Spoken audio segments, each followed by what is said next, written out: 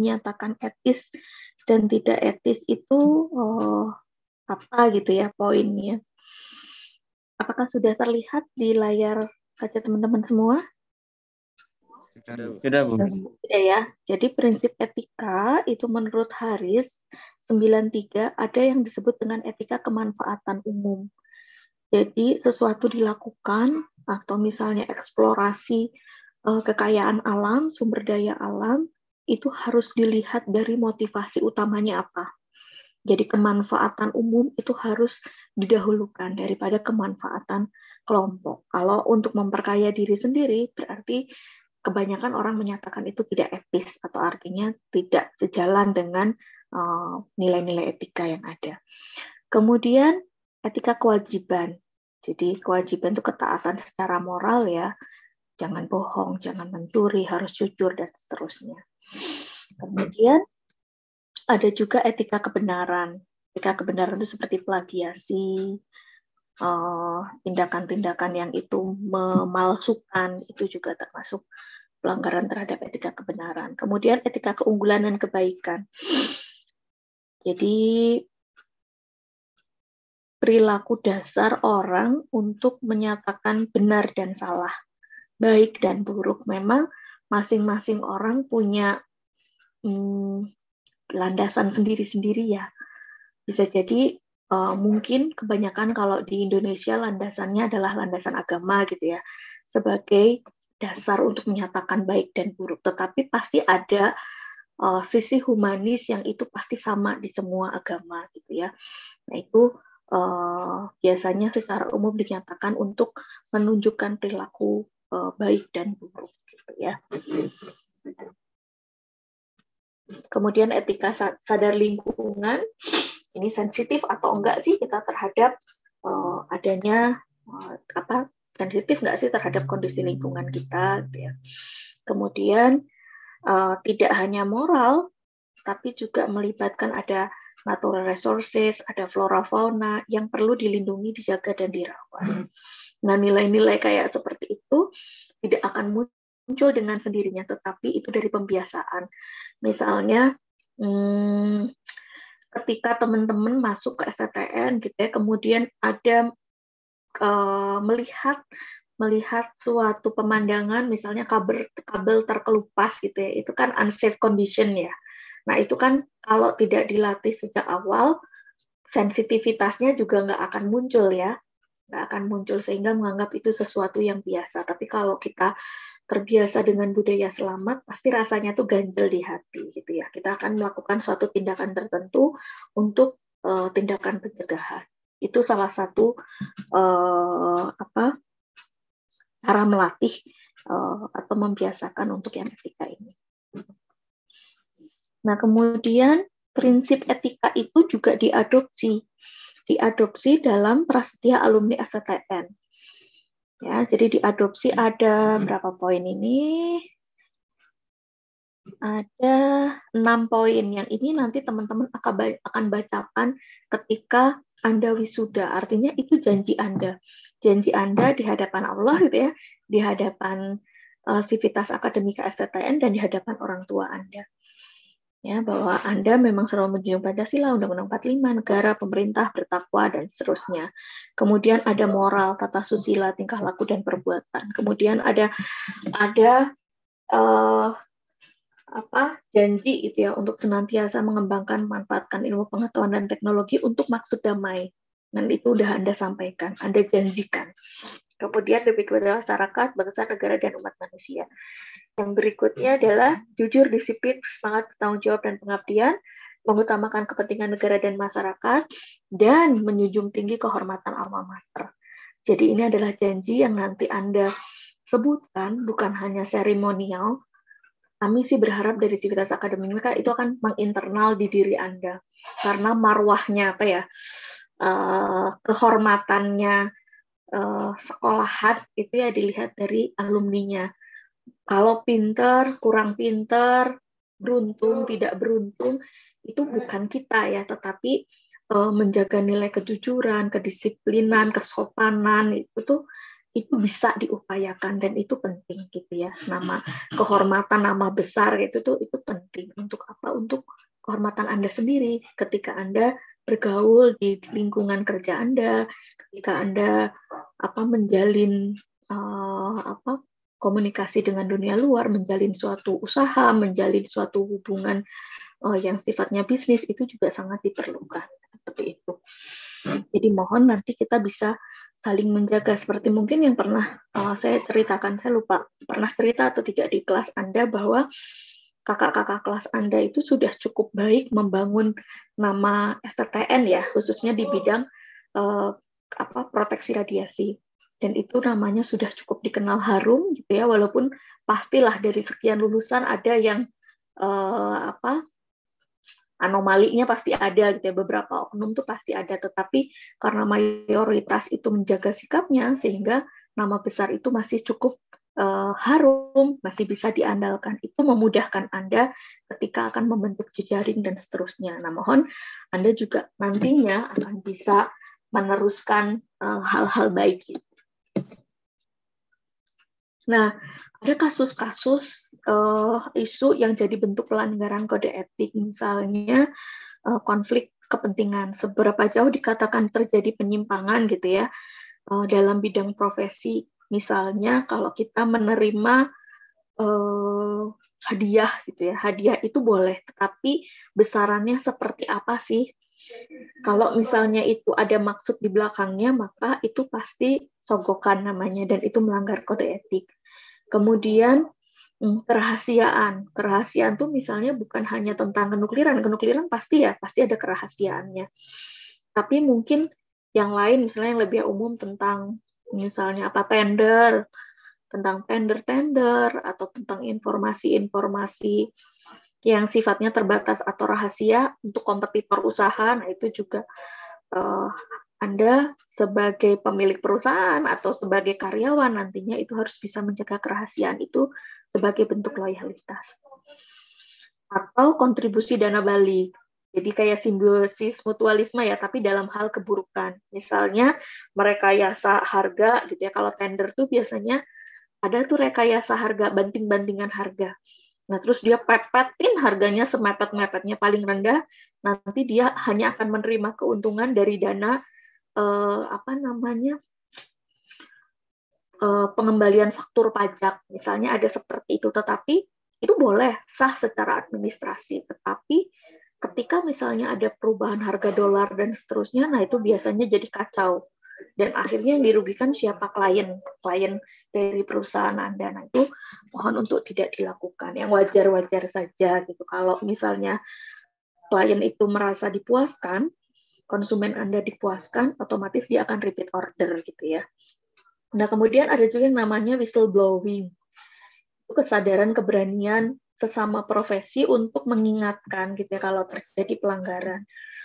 Misalnya ada apa ya, misalnya kalau yang ini contohnya misalnya ada jasa profesi tertentu terus ditawarkan pihak iklan dan dipatok harganya sekian. Nah, itu bisa jadi hal yang bagus untuk konsumen melihat pasarannya berapa, tetapi bisa juga menjatuhkan yang lainnya. Biasanya hal seperti ini dibahas di asosiasi profesi.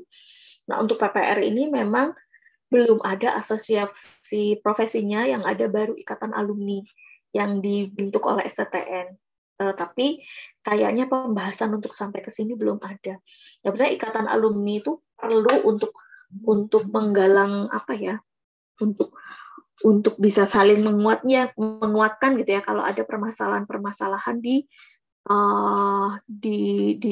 dunia kerja untuk bidang seprofesi. Misalnya seperti ini. Boleh nggak sih kita menyewakan SIB? Menurut teman-teman boleh nggak? Yang paling umum. Boleh nggak kalau menurut teman-teman? Menyewakan surat izin bekerja proteksi radiasi atau menyewakan lisensi, itu boleh nggak sih? Nggak boleh. Nggak boleh, Bu. Nggak boleh. Kenapa nggak boleh? Boleh itu nggak? Yang punya, karena itu punya orang yang itu, Bu. Jadi gini, sebenarnya dilihat nanti dulu. Kalau disewakan. Jadi dilihat dulu kasus per kasusnya. Kalau memang itu digunakan untuk suatu perusahaan yang produksi gitu ya, yang dia memang bekerja, alat itu digunakan setiap waktu, otomatis PPR-nya harus ada di situ. Karena yang di namanya di nama PPR itu tidak hanya digunakan untuk izin, tetapi mengawasi mengawasi pengoperasian program proteksinya seperti apa dan seterusnya. Tapi kalau misalnya itu supplier kesehatan gitu ya, yang dia bekerjanya by order gitu ya, misalnya belum tentu 1 tahun itu ada 2 kali. Nah itu kira-kira menurut teman-teman gimana?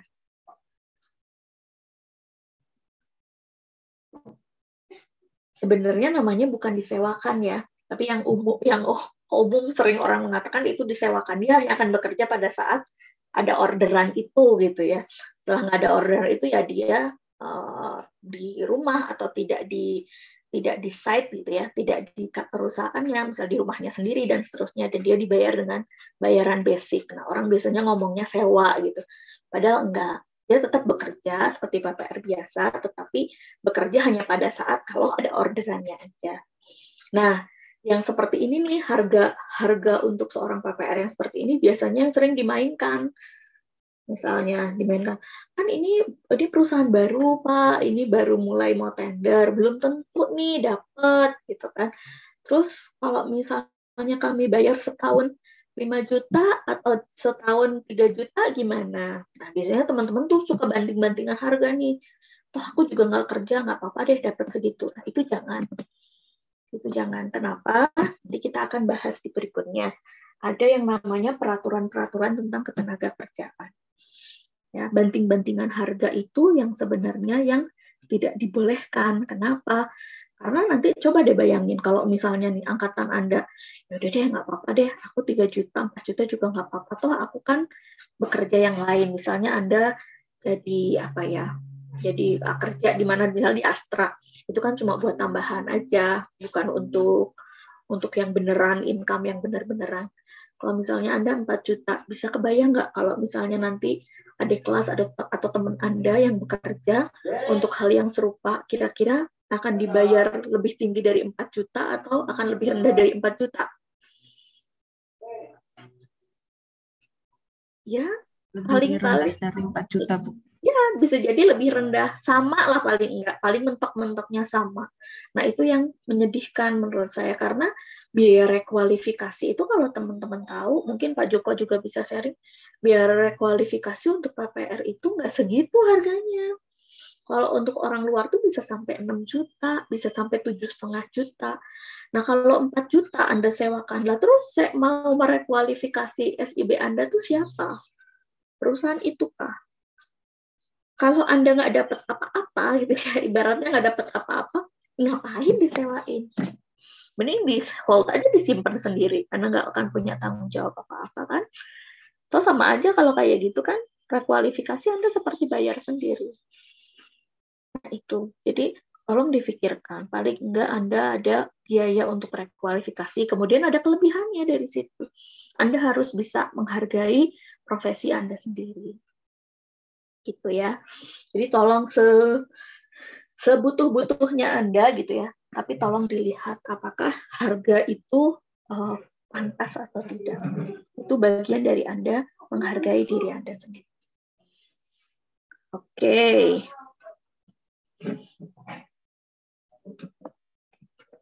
Belum lagi kalau misalnya untuk kasus-kasus yang lain ya, yang kasus-kasus keteknik kimiaan yang lain, misalnya ketika mendesain dan seterusnya, itu nanti Anda ini kalau misalnya dibikin kayak gini dengan spek seperti ini, pasti biayanya tuh akan sekian gitu ya. Anda pasti akan tahu. Terus biar murah, oh ini kita akalin nih, ininya diturun-turunin. Nah, itu juga nggak boleh. Itu jelas tidak boleh. Gitu ya.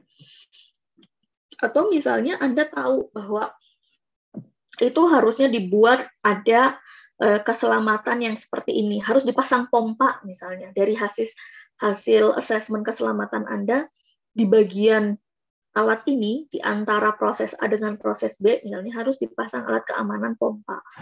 Tapi karena perusahaan belum punya uang, terus Anda bilang, nggak apa-apa, nggak usah dipasang pompa juga nggak apa-apa. Itu juga nggak boleh. Jadi Anda sebagai engineer harus tetap menyatakan benarnya seperti apa. Masalah nanti keputusan itu ada di pihak pimpinan gitu, itu lain cerita. Tetapi Anda harus menyampaikan informasi seadanya. Sama dengan Anda seorang engineer nuklir, ketika ditanya tentang nuklir, Anda harus menyampaikan seadanya. Bahwa ada kondisi seperti ini, Anda harus mengendalikan seperti ini. Tidak boleh Anda melebih-lebihkan atau mengkurang-kurangi juga. Sampaikan apa adanya. Nanti yang akan memilih biar masyarakat, gitu ya. Oke. Kemudian, ini yang berkaitan dengan Undang-Undang Ketenagakerjaan. Ya, jadi kenapa kok ada Undang-Undang Ketenagakerjaan? Di sini akan diatur tentang hak dan kewajiban dari seorang pekerja gitu ya, atau sebagai buruh, atau sebagai pegawai, atau sebagai profesional, itu apa saja. Haknya apa, kewajibannya apa. Kemudian apa hak dan kewajiban perusahaan juga ada di sini. Nah, mungkin ini nanti silahkan dibagi kelompoknya, kemudian nanti bisa meng-highlight masing-masing kelompok, mungkin dibagi berapa halaman gitu ya. Ini kalau nggak salah berapa halaman ya? Lupa nih. Saya agak lupa, ini nggak bisa ngelihat. Oh, ini halamannya. Ini ada 50 halaman, mungkin satu kelas ini dibagi 5 kelompok kali ya. Satu kelas ini dibagi 5 kelompok, terus nanti masing-masing 10 halaman, 10 halaman. Apa informasi apa yang didapat. Di situ silahkan Anda tulis di 2 lembar halaman folio, silahkan diketik di situ, kirimkan sebagai tugas pertama. Kenapa? Kalau saya bacakan satu persatu, nanti Anda ngantuk gitu ya. Saya yakin Anda ngantuk. Tapi kalau Anda menuliskan sendiri, nanti Anda akan bisa meng-highlight apa yang penting, apa yang tidak penting buat Anda. Begitu, bisa dipahami untuk tugas yang ini. Cukup mudah ya. Halo. Ntar kelompoknya dibagi berapa kelompok, Bu? Jadi dibaginya jadi 5 kelompok. Ya, jadi 20 berapa nih? 27 ya? 28, Bu. 28. Nah, 28 bagi 5. Ya, nanti informasi apa sih di situ? Misalnya tentang, ya pokoknya tentang hak dan kewajiban Anda tuh apa saja. Ya. Oke, kalau ini sudah, saya akan lanjut ke yang lain. Ini apakah sudah berganti tayangannya? Ke Permen nomor 102 sudah ya? Oke, ini tentang tenaga kerja dan transmigrasi. Di sini ada tentang catatan waktu kerja lembur dan upah kerja lembur. Ini silahkan Anda baca saja. Ini hanya ada beberapa halaman, nggak terlalu banyak. Silahkan dibaca. Nah, sebelum ke situ, saya mau... Nah, ini tentang upah. Saya mau menunjukkan sesuatu kepada Anda. Biasanya ketika Anda selesai wawancara kerja dan ditanya mau minta gaji berapa gitu ya, suka kadang-kadang bingung kan ya, mau ngomong segini nanti kegedean apa enggak, mau ngomong misalnya segini nanti takutnya kurang gitu kan. Nah, sebetulnya ada nggak sih formula untuk perhitungan upah minimum? Ada. Ya, jadi ini di peraturan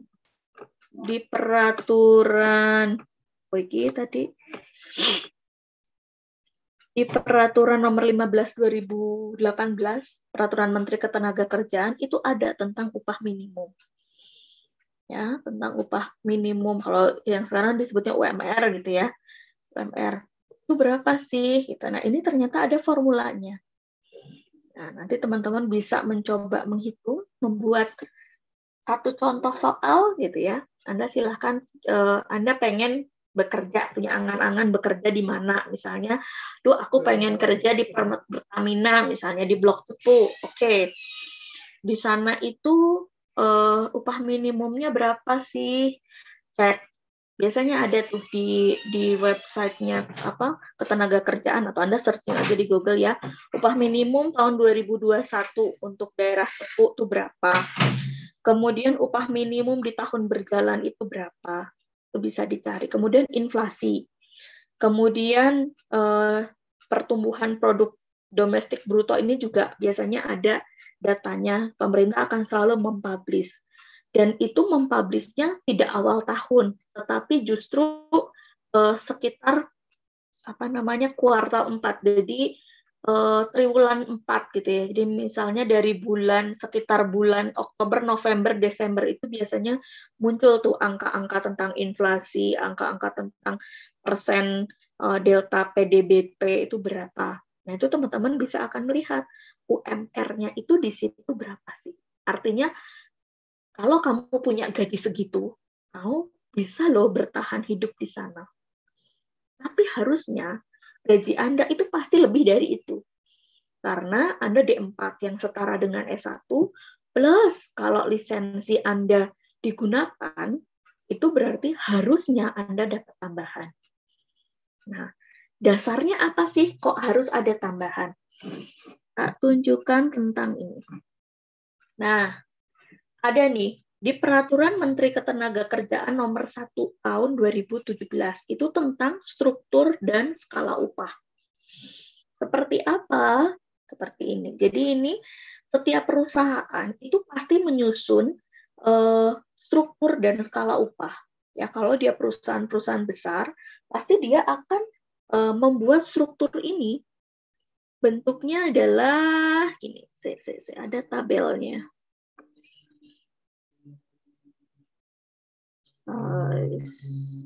Bawah ke bawah. Ini pasti ada golongan jabatannya, upah terkecil berapa, upah terbesar berapa. Tapi sebentar, yang di bawah itu ada pendidikannya apa, kayak gitu loh.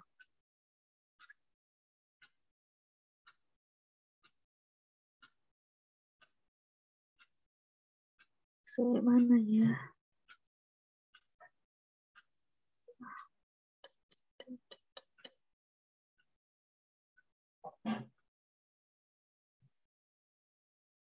Kok nggak ada klausul mana sih?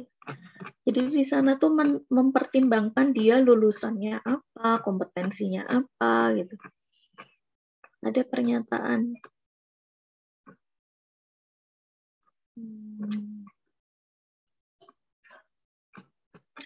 Sebentar, saya kok lost.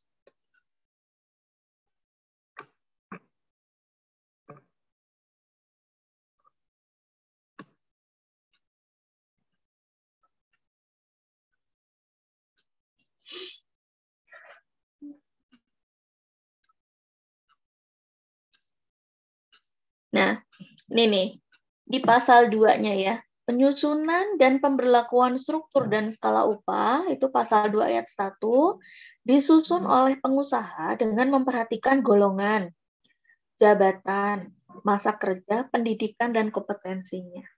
Ya, jadi karena Anda punya pendidikan dan kompetensi, maka itu harus diperhitungkan. Jadi harus nanti tercatat itu di dalam kontrak kerja Anda, ada tuh Anda bekerja sebagai apa posisinya, kemudian pendidikannya apa, dan kompetensinya apa di situ. Kalau menggunakan lisensi tertentu, ya dituliskan lisensi tertentu. Kenapa? Karena itu masuk ke dalam perhitungan struktur dan skala upah Anda nantinya. Gitu. Dan di situ ada pendidikan formalnya apa. Kalau misalnya Anda nanti dituliskan sebagai SMA, ya jangan mau untuk ditandatangan dong. Gitu ya. Harus ada bedanya antara yang hanya menggunakan ijazah atau yang ijazah plus lisensi. Walaupun bedanya 100.000 atau 50.000 gitu, tapi itu harus ada bedanya. Kenapa kok saya nyatakan hanya 50.000 atau 100.000? Karena pernah kejadian di 2 tahun yang lalu kalau nggak salah. Jadi ada seorang PPR yang dia keterima di daerah Kalimantan. Daerah Kalimantan, ternyata pembayarannya itu sekian juta gitu ya, sekian juta. Nah, ternyata itu sama dengan gaji lulusan S1. Nah, kemudian dari pihak STN karena memang itu barengan gitu ya, ada dosen yang juga mengawal tentang perizinan perusahaan itu, dinegokan harusnya ini lebih karena ada lisensinya gitu kan. Ternyata kalau di perusahaan besar itu merubah gaji itu harus ada rapat komisaris. Nah, ternyata di rapat komisaris itu disampaikan kalau anak ini gajinya dinaikkan, itu akan nyundul gaji wakil direktur. Nah, akhirnya setelah negosiasi, disepakatilah naik raketang cuma 100 atau 50.000, yang penting ada perbedaannya. Itu untuk menunjukkan, bukan masalah duitnya ya, tapi untuk menunjukkan bahwa memang ini ada bedanya. Kita harus menghargai kompetensi dari seseorang. Seperti itu, teman-teman. Sampai di bagian itu, apakah bisa diikuti? Halo? Apakah suara saya terdengar? Dengar, Bu. Terdengar. Sampai di bagian itu bisa difahami? Bisa, Bu. Bisa ya? Oke.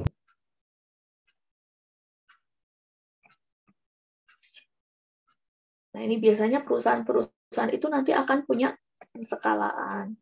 Dia golongannya apa, kemudian upah terkecilnya berapa, di rentang itu upah terbesarnya berapa. Kemudian dan selain itu juga dia pasti punya kayak deskripsi pekerjaannya Anda gitu, atau ikhtisar dari pekerjaannya tuh apa saja, kewenangannya tuh apa saja, itu ada di situ.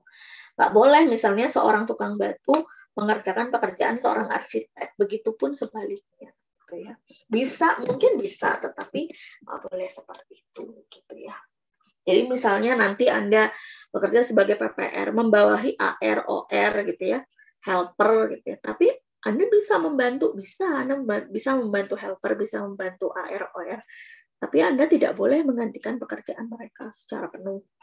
Begitupun yang AR, OR, helper tidak boleh menggantikan pekerjaan Anda sebagai seorang PPR. Itu nggak benar. Seperti itu. Atau yang di bidang yang lain, misalnya di perusahaan, Anda sebagai misalnya sebagai seorang proses engineer gitu ya, Anda nggak boleh berganti posisi dengan yang lain karena itu menunjukkan kewenangan Anda, pekerjaan Anda itu di bagian mana.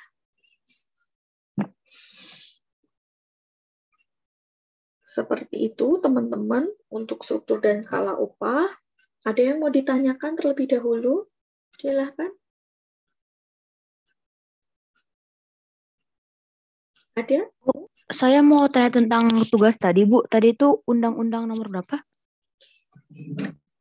Kalau yang untuk kelompok, ini yang undang-undang ketenagakerjaan. Ini coba dicek apakah ada yang terbaru atau enggak. Kalau ada yang terbaru, pakai yang terbaru ya. Ini yang berkaitan dengan ketenagakerjaan. Ini nomor 13 tahun 2003. Kemudian, tugas yang satunya lagi, ini yang tugas individu ya. Yang tugas individu tentang yang ini. Sorry. Yang ini. Tentang gaji. Ini ngacu ke Peraturan Menteri Ketenagakerjaan nomor 15 2018. Silakan dituliskan Anda berangan-angan ingin masuk di perusahaan mana dengan posisi apa. Kemudian kira-kira kalau misalnya Anda telah tahap akhir wawancara dan seterusnya akan keterima kerja, Anda misalnya ditanya gaji, Anda akan menyampaikan angka berapa. Dan apa dasarnya Anda menyampaikan angka seperti itu. Pasti teman-teman pernah dengar kan ya, rame anak ITB minta gaji fresh graduate sekian gitu ya, belasan juta gitu. Kayaknya wow gitu, tapi coba dilihat lagi, apa sih kenapa kok dia menyampaikan angka seperti itu. Nah, saya juga ingin ketika nanti Anda, paling enggak Anda pernah menghitung bahwa kalau saya pengen kerja di perusahaan itu, lokasinya di sana, itu saya tuh akan bisa bertahan hidup dan cukup dan layak itu berapa sih dan dasarnya apa. Itu. Kemudian kalau misalnya ada jam sostek dan seterusnya, itu harus dimasukkan di dalam kontrak loh ya. Kalau nggak dimasukkan, itu akan memberatkan Anda kalau terjadi kecelakaan dan seterusnya. Dan perlu saya ingatkan juga ketika misalnya nanti Anda kerja, belum deal, belum tanda tangan kontrak, sebaiknya jangan menerima pembiayaan apapun dari perusahaan itu. Kecuali kalau Anda klarifikasi, misalnya, oke kamu udah diterima, kamu datang ya ke kantor saya untuk penandatangan kontrak. Kalau boleh, tanyakan, boleh nggak kalau saya membaca terlebih dahulu dari isi kontraknya. Sehingga pas datang ke sana tuh cuma benar-benar tinggal tanda tangan. Jangan sampai Anda blank tentang isi kontraknya, pas datang ke sana udah dibayarin sama perusahaan, tiket bolak-balik, ternyata pas dibaca kontraknya nggak sesuai dengan Anda. Nah, jadi ketika misalnya Anda benar-benar ke sana untuk tanda tangan kontrak, itu sudah deal, sudah clear semuanya. Itu sepakat. Tapi kalau enggak, wah udah dibayarin tiket bolak-balik, ternyata Anda nggak jadi kerja di perusahaan itu. Nah, itu akan jadi ya nggak enak lah, sama-sama nggak enak lah. Dibayarin jauh-jauh, ternyata nggak mau kerja di sini.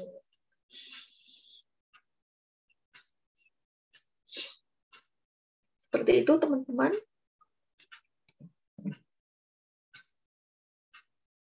Ada yang mau ditanyakan? Silakan. Atau ada yang mau didiskusikan? Silakan.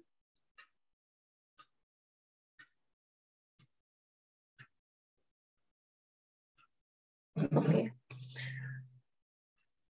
Kalau belum ada, saya mau mencoba menunjukkan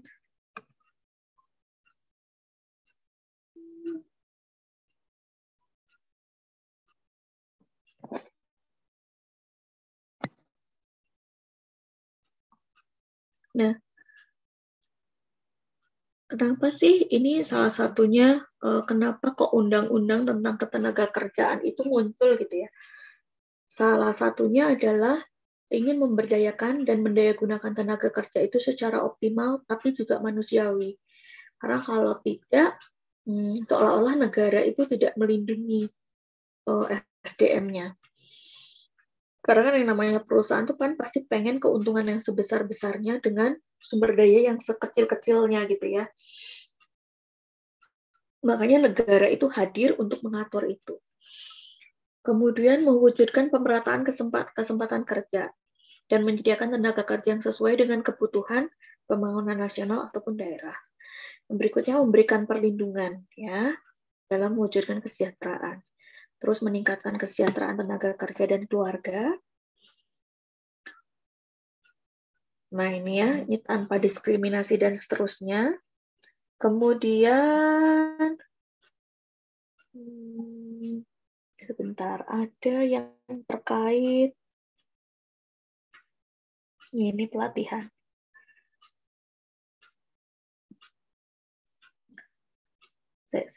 Nah ini pasal yang penting nih.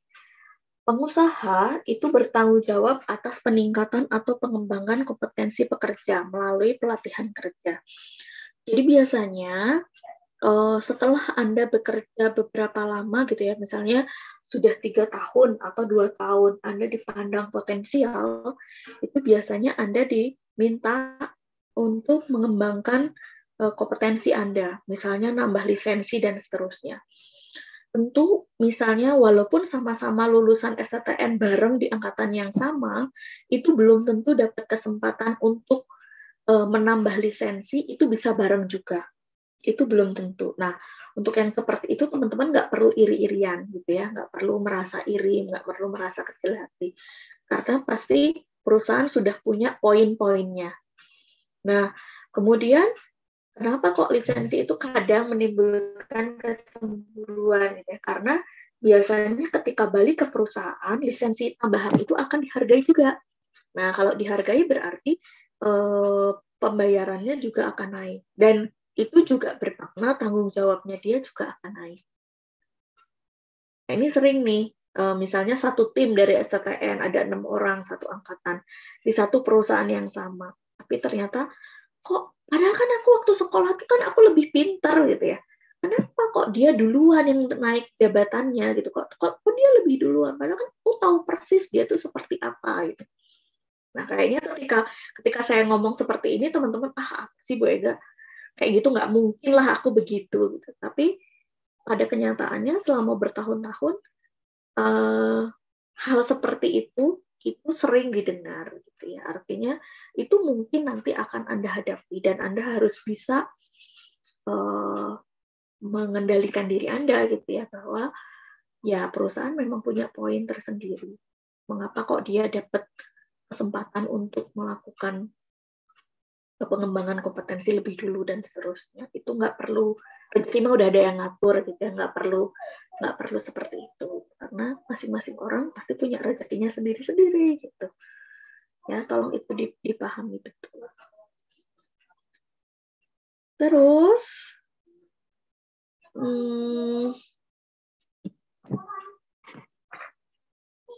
dan pelatihan pekerja atau peningkatan kompetensi itu diperlukan. Kenapa?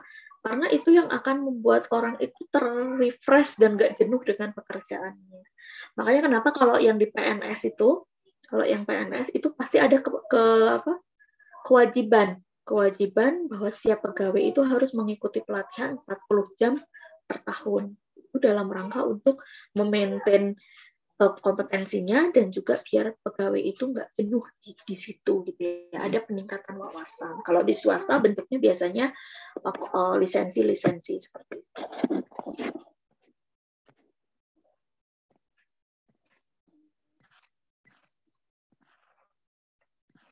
Kemudian ada juga tentang pemagangan tuh ya di luar perusahaan itu ya. Misalnya kalau ada perusahaan-perusahaan yang punya menjadi subkontraktor dari perusahaan mana, nah itu juga sebetulnya bagian dari pemagangan. Nah, itu biasanya wawasannya jelas akan lebih luas karena keluar kan dari perusahaan itu dan membangun jejaring dengan orang yang berbeda. Ya, kebanyakan kalau yang di Batam, misalnya dia ada pekerjaan keluar, bisa jadi ke Papua, bisa jadi ke Dubai, bisa jadi ke Uni Emirat, kayak gitu. Nah, itu kemampuan untuk berkomunikasi dan kemampuan untuk berbahasa itu penting. Karena kalau enggak, nanti apa yang diperintahkan gitu ya oleh leadernya itu nggak akan bisa difahami, nggak akan bisa dicerna dengan baik. Kemudian nanti Anda harus mendiskusikan itu dengan tim Anda yang juga orangnya bukan hanya dari Indonesia ya, ada macam-macam, itu juga nggak akan jalan. Nah, itu kalau misalnya nggak, ya gimana mau mimpin bahasanya aja nggak dimengerti, perintahnya nggak dimengerti, mau diinstruksikan ke timnya yang juga orangnya beda-beda, orang Cina, orang India, orang Filipina, ada orang Nigeria, itu nggak nyambung belas. Nah, itu biasanya yang bikin berantem. Dan itu bisa bikin gagal kontrak. Nah, kalau udah gagal kontrak, udah deh, pasti Anda ditarik balik ke perusahaan, ke perusahaan induk gitu ya.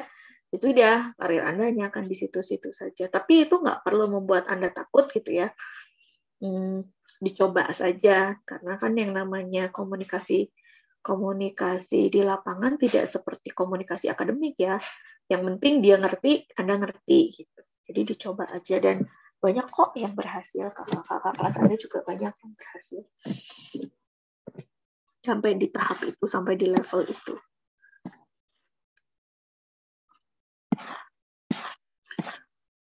Kemudian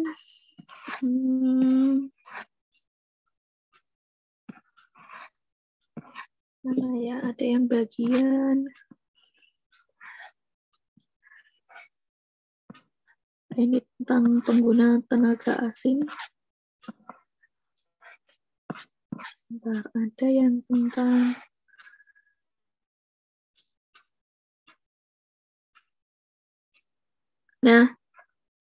kalau ada membuat hubungan pekerjaan gitu ya, atau perjanjian kerja, itu jangan mau kalau hanya lisan.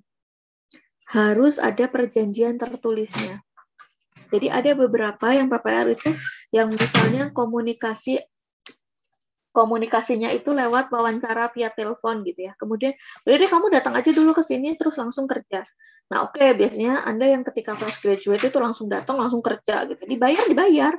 Tapi ditunggu sebulan, 2 bulan perjanjian tertulisnya tuh kadang-kadang nggak dibuat-buat. Entah alasannya misalnya site Anda di Kalimantan misalnya, perusahaan asalnya di Batam. Nah, itu kan kadang, atau perusahaan asalnya di Jakarta. Kadang-kadang si perjanjian tertulisnya tuh lama nggak dikirim-kirim. Nah, itu Anda harus tagih terus. Karena dasarnya itu harusnya adalah perjanjian tertulis. Kemudian, kalau belum deal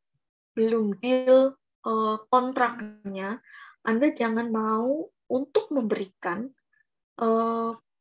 fotokopi. Kalau misalnya untuk lowongan pekerjaan, fotokopi ijazah, fotokopi transkrip itu nggak apa-apa ya, biasa. Tapi kalau fotokopi SIB jangan diberikan. Walaupun hanya fotokopi SIB jangan diberikan, apalagi SIB-nya. Ya, jadi kalau misalnya Anda ingin menunjukkan bahwa saya seorang PPR, terus nomornya adalah sekian-sekian XX gitu belakangnya. Kalau misalnya sudah deal, baru Anda memberikan nomor SIB Anda, biasanya untuk digunakan untuk perizinan dan seterusnya.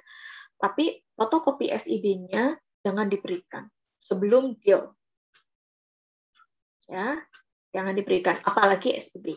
Karena pernah beberapa waktu, bukan baru, udah lama sih, udah sekitar 7 tahunan yang lalu, kelas Anda pernah mengalami seperti itu. Jadi SIB sudah diberikan, ketika SIB-nya itu diberikan gitu ya, diberikan waktu itu belum bisa cetak langsung lewat balis, itu belum bisa. Itu diberikan ke perusahaan sebagai jaminan. Nah, ketika dia tidak cocok untuk perpanjangan kontrak atau gimana, dia resign. Nah, resign itu SIB-nya ditahan. Nah, artinya kan ketika ditahan nggak bisa mengajukan pekerjaan kemana-mana. Untungnya ada beberapa teman di kompeten yang itu akhirnya bisa menonaktifkan SIB-nya, kemudian dicetak SIB baru dan seterusnya. Tapi kan itu jadi panjang ya urusannya. Nah, itu tolong tidak dilakukan gitu ya, yang terkait dengan SIB. Itu penting. Atau misalnya Anda memberikan SIB, ternyata Anda nggak jadi kerja di situ, tapi SIB Anda tetap digunakan untuk izin, sementara Anda nggak tahu. Ketika Anda mau daftar PPR ke tempat lain, Anda nggak bisa ditolak karena udah terdaftar namanya untuk perusahaan lain. Nah, itu pernah juga lulusan STTN diperlakukan seperti itu. Nah, itu hati-hati teman-teman. Itu kasus-kasus yang pernah dihadapi oleh kakak-kakak kelas Anda. Jadi itu tolong jadi catatan gitu ya.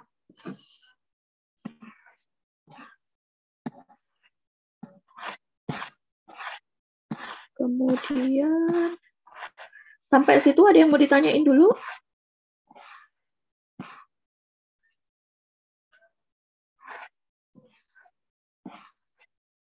Silahkan.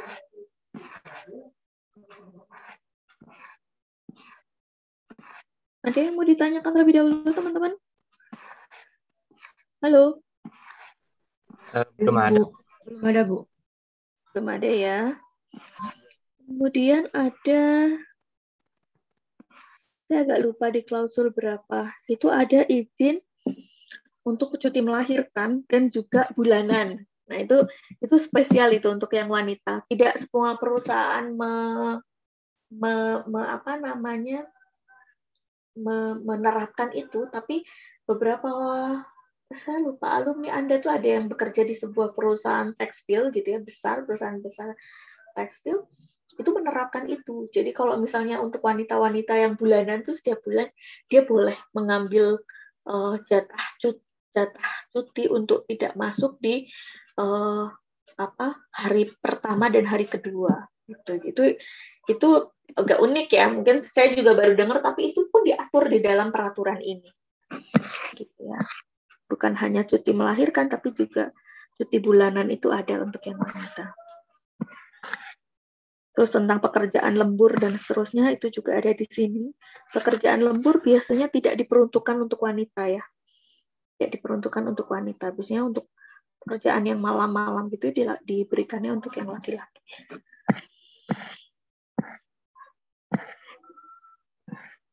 Seperti apa aturan kerja lembur, waktu istirahat, seterusnya. Nah, ada juga apa namanya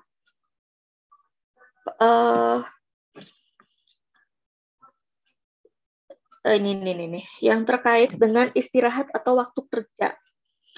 Untuk PPR itu memang tidak 8 jam. Memang tidak 8 jam. Kenapa? Jadi kalau yang saya tahu yang di Batam itu misalnya dari jam 6 sampai jam 6 pagi. Nanti jam 6 pagi sampai jam 6 sore, misalnya kayak gitu. Tapi kenyataannya mereka bekerja itu tidak dari jam 6 sampai jam 6. Misalnya jam 6 sampai jam 8 itu mereka sampai di lokasinya, masih menyiapkan macam-macam, masih nyantai lah ibaratnya. Kemudian nanti dilihat site-nya di mana, persiapan dulu, habis itu nyantai lagi. Terus nanti sudah mulai sepi, mungkin di atas jam 10, di atas jam 10 ya jam 11 dan seterusnya, itu baru bekerja yang benerannya. Nembak dan seterusnya. Nanti setelah itu jam 1, jam 2 selesai, sudah turun, habis itu sampai pagi. Jadi real bekerjanya itu sebetulnya tidak 8 jam. Walaupun di sana berangkatnya adalah 12 jam gitu ya. Tapi enggak seperti itu. Dan proses pembayaran untuk upah per jamnya itu modelnya ada basic, ada pekerjaan harian dan seterusnya. Seperti itu. Jadi ada beberapa hal yang mungkin nggak cocok dengan peraturan ini, tapi ya mereka memang punya aturan tersendiri ya untuk itu karena memang pekerjaannya tidak bisa kalau langsung full gitu. Ya ada waktu-waktu yang ya mungkin pekerjaannya sebenarnya hanya 2 jam, 1-2 jam. Memang nunggu sepi. Kalaupun siang ya itu mungkin di waktu makan siang ya, ketika semua orang keluar itu baru dikerjakan. Seperti itu.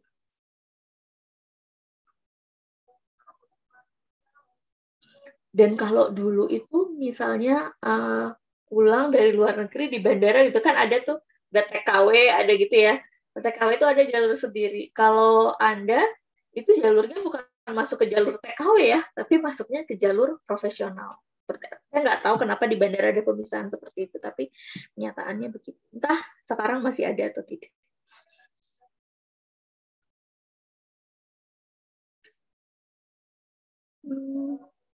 Ya, mungkin itu sih untuk yang di bagian ini. Nanti teman-teman bisa baca sendiri, sehingga nanti pemahaman tentang peraturan ini, itu ketika teman-teman kerja, teman-teman tahu persis, oh hak saya ini, kewajiban saya ini, gitu ya. Gitu. Kalau ada yang nggak cocok, bisa minta penjelasan. Tidak serta-merta menolak, tapi minta penjelasan. Itu diperbolehkan. Ya. Silakan, ada lagi?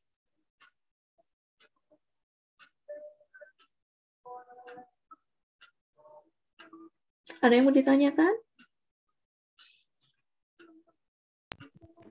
Nggak ada, Bu. Nggak ada. Oke. Termasuk di sini ada pernyataan kalau pilot dan likuidasi. Nanti silakanlah teman-teman dibaca sendiri untuk peraturan-peraturan ini, tapi ini peraturan-peraturan yang memang untuk menjamin Anda ketika Anda bekerja. Baik.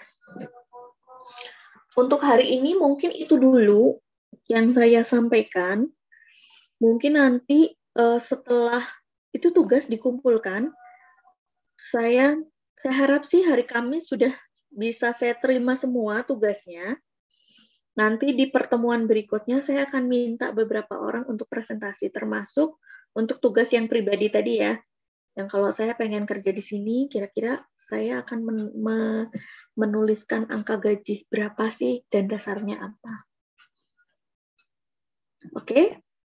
Jadi masing-masing kelompok tuh ada, nanti mungkin waktunya kalau sepanjang-panjang kali ya, 10 menit nanti bagian highlight yang mana, kemudian nanti setelah itu satu orang untuk yang cerita tentang gaji. Jadi kalau misalnya ada 6 yang presentasi, paling nggak 60 menit. Oke? Begitu?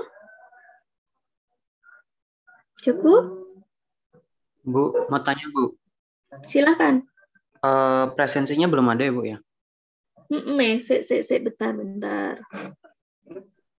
Bentar ya. Sebentar.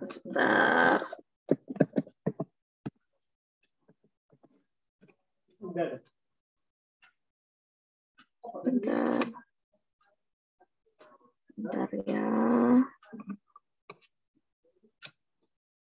Kalau pagi-pagi tuh Anda ada kuliah ya? Teman-teman? Pagi-pagi tuh ada kuliah ya? Jadwalnya sih Proteksi tingkat lanjut, Bu. Jadwalnya. Oh, tapi ada nggak? ada, Bu, jadwalnya ada. Oh, jadwalnya ada. Ya wes lah. Saya tuh kalau misalnya bisa lebih pagi, jadi biar saya duluan, habis itu saya ada aktivitas lain soalnya 45 menit. Benar-benar nggak bisa digeser. Kalau bisa tukeran gitu. Misalnya yang pagi 7:30 saya duluan gitu, habis itu nanti gantian yang lain.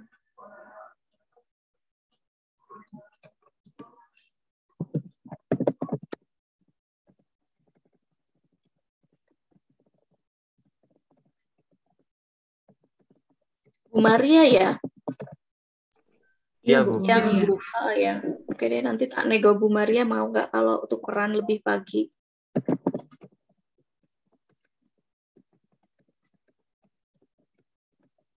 Oke. Silakan teman-teman kalau mau presensi. Sudah saya buka. Oke. Untuk kuliah siang ini saya cukupkan. Saya akhiri. Wassalamualaikum warahmatullahi wabarakatuh. Kemudian untuk pembimbing sudah saya share ya teman-teman. Sesuai kan sama permintaan Anda? Iya, Bu, sesuai, Bu. Sesuai ya. Bu Ega, maaf. Nanti, ya. Ini presensinya waktunya udah habis, Bu. Soalnya Ibu nulisnya 10.45, ini udah 10. Oh, ngono yo. Ya wis lah, nanti tak validasi sendiri aja. Ini kan 25 masuk semua ya? Iya, Bu. Kan? Engko tak nganu tak validasi sendiri aja. Atau tak buka input lagi ya? Tuh, deh tak buka input lagi. Oh, bisa. Oke. Ini lagi. Tak nanti sampai 59. Nah, dah. Dan silakan kalau mau presensi dulu. Silakan untuk memastikan Anda semua presensi, silakan presensi sambil kalau ada yang mau didiskusikan soal pembimbing 1. Ada nggak? Saya udah info juga ke para dosen di jurusan bahwa ini akan jadi mahasiswa bimbingannya. Mungkin karena infonya baru tadi pagi ya, karena saya nyari waktu untuk bisa diskusi bareng-bareng, kok nggak nemu-nemu, minta masukan hari juga nggak nemu-nemu, akhirnya udah saya putuskan aja, kemudian saya share nama-namanya. Nah mungkin kalau teman-teman mau menghubungi para pembimbing, hari Senin mungkin ya, disapa pembimbing Anda, kemudian Bapak Ibu kira-kira apakah kapan punya waktu untuk berdiskusi tentang topik tugas akhir misalnya, atau Bapak ada judul nggak, atau Ibu ada judul nggak, silakan disapa gitu.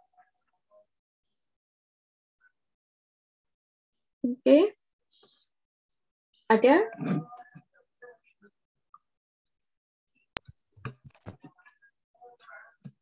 Oke. Kalau udah cukup jelas untuk yang pembimbingan juga, silakan nanti teman-teman langsung berhubungan dengan pembimbingannya. Mudah-mudahan lancar. Untuk format USPEN bisa minta ke Mbak Arum, contoh proposal juga bisa minta ke Mbak Arum. Kemarin Mbak Arum udah ngirimkan kan ininya topik-topik para dosen, sudah kan ya? Iya, Bu, sudah, Bu. Iya, Bu, sudah. Silakan nanti mulai berjalan, mulai nyusun USPEN. Jangan lupa laporan KP-nya segera diselesaikan. Ya, biar itu nggak nambah pikiran Anda, nggak nambah beban Anda. Seperti itu, teman-teman. Cukup ya. Mungkin untuk yang bimbingan saya, kalau misalnya mau tetap di Zoom ini, sebentar di Zoom ini juga nggak apa-apa. Nanti kita diskusikan tentang kira-kira minatnya Anda apa, paling nggak saya tahu dulu Anda mau minat penelitian apa. Itu teman-teman silahkan bisa undur diri dan bisa melanjutkan aktivitas Anda. Selamat Jumatan bagi yang menjalankan, mudah-mudahan Anda semua dalam keadaan sehat. Assalamualaikum warahmatullahi wabarakatuh. Terima kasih. Waalaikumsalam warahmatullahi wabarakatuh.